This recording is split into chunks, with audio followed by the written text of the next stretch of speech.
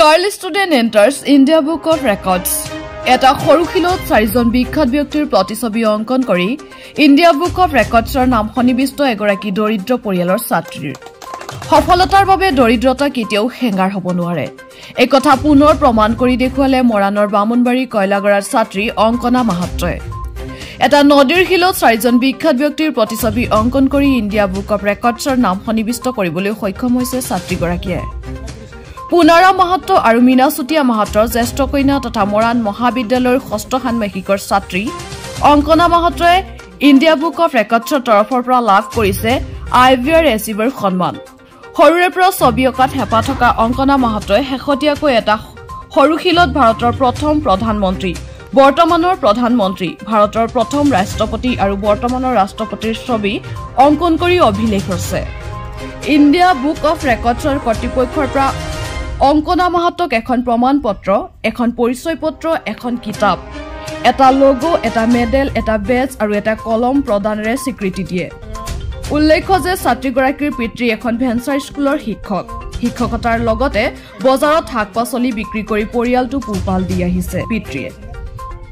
দৰিদ্ৰ পৰিয়ালৰ ছাত্ৰীগৰাকীৰ সাফল্যত উৎফুল্লিত পিতৃ মাতৃ, দল সংগঠন আৰু স্থানীয় ৰাইজ।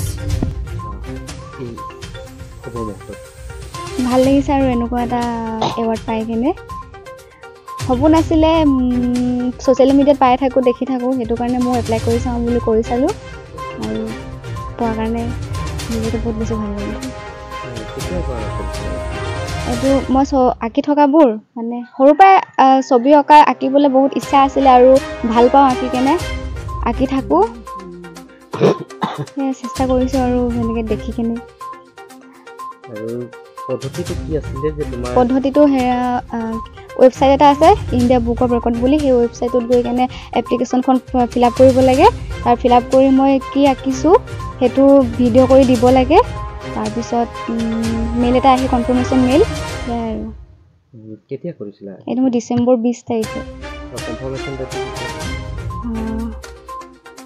কনফাৰ্মেশ্যন মেইলটো ডিচেম্বৰ 20 নহয়, 2 তাৰিখ 7 তাৰিখ মানে কৰিছিলোঁ। ডিচেম্বৰ 13 তাৰিখে আহিছে কনফাৰ্মেশ্যন মেইলটো। তাৰপিছত এইটো এৱাৰ্ডটো পাইছেহি বুধবাৰে মানে 17 তাৰিখ। এতিয়া আজি তোমাক বহুতে লগ কৰিব আহিছে, কেনে অনুভৱ? ভাল লাগিছে। সৰুৰ পৰাই এই ছবি অঁকাত তাই বহুত আগ্ৰহ আছিলে। প্ৰথমে তাক মই মানে শিকাইছিলোঁ, খুব মানে আখৰৰ আগত মই মানে যেনেকৈ গোল গোলকৈ বনাই, ঠিক তেনেদৰে এজনীক কেনেকৈ টানিলে চৰাই হয়, মাছজনী উজুকেইটা শিকাইছিলোঁ। শিকাওঁতে এদিন সৰু হালধীয়া চৰাই এজনী কাপোৰৰ ডাঙত পৰি আছিল। তাই মোক আঁকি পিনে দেখাইছে, মা আপুনি যে মোক চৰাই বনাবলৈ শিকাইছিলে, এইজনী হালধীয়া চৰাই বনাই দিলোঁ। তাৰপাছত খুব সুন্দৰকৈ বনালে তেতিয়া তাইক মই এইটো বিষয়ত খুব মানে প্ৰেৰণা যোগালোঁ। তাই মই যেনেকৈ কওঁ তেনেকৈ কথা শুনিলে, ঠিক পঢ়া শুনাৰ ক্ষেত্ৰতো যিটো কওঁ মানি লয়। সেইটো কাৰণে আজি মোৰ এই শুভ মুহূৰ্তটোত খুব ভাল লাগিছে আৰু সকলোলৈকে মোৰ আন্তৰিক শ্ৰদ্ধা আৰু সেৱা জ্ঞাপন কৰিছোঁ। টিংখাং সমষ্টিৰ ভিতৰুৱা গাঁৱৰ কয়লাগঢ়া গাঁও, এই গাঁৱৰে পুনা মাহাতৰ জ্যেষ্ঠ জীয়ৰী অংকনা মাহাতো।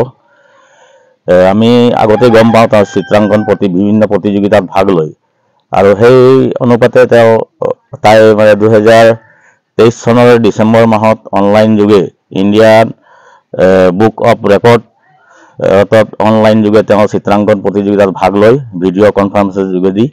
আৰু 17 তাৰিখে তেখেতে ইণ্ডিয়ান বুকছ অফ ৰেকৰ্ডত তেওঁ অন্তৰ্ভুক্ত হয় আৰু তাইৰ মানে যি পাবলগীয়া পুৰস্কাৰসমূহ ঘৰত আহি পায়হি। আমি এই ক্ষেত্ৰত অসম স্বাধীন ছাত্ৰ সন্থাই অতিকে আনন্দিত হৈছোঁ আৰু এই পৰিয়ালৰ সকলো সদস্যক, যিহেতু মাক দেউতাক লগতে আমি এই অংকনা মাহাতলৈ আমি উজ্জ্বল ভৱিষ্যত কামনা কৰিছোঁ। আৰু লগতে আমি ক'ব বিচাৰিছোঁ এই পৰিয়ালটোৰ আৰ্থিকভাৱে একেবাৰে অৱস্থা বেয়া। আমি গম পোৱা মতে পুনা মাহাতো ডাঙৰীয়াই ভেঞ্চাৰ স্কুল এখনত মানে শিক্ষকতা কৰি আছে। এই হিচাপে তাৰ পৰিয়ালটো চলিব পৰাকৈ একোৱে নাই। আমি কেতিয়াবা দেখোঁ সেই পিতৃজনে স্কুলৰ পৰা আহি কেতিয়াবা বজাৰত শাক পাচলিও বিকা আমি লক্ষ্য কৰিছোঁ। এই ক্ষেত্ৰত আমি এই সমষ্টিৰে জনপ্ৰিয় বিধায়ক বিমল বৰা ডাঙৰীয়াক এই পৰিয়ালটোৰ তথা এই ছোৱালীজনীৰ ভৱিষ্যৰ কাৰণে উজ্জ্বল ভৱিষ্যৰ কাৰণে যাতে কিবা পদক্ষেপ লয়, আৰ্থিকভাৱে কিবা সহায় সহযোগ কৰে, আমি 6জন ছাত্ৰ সন্থাই আমি বিমল বৰা ডাঙৰীয়াক আমি আহ্বান জনাইছোঁ।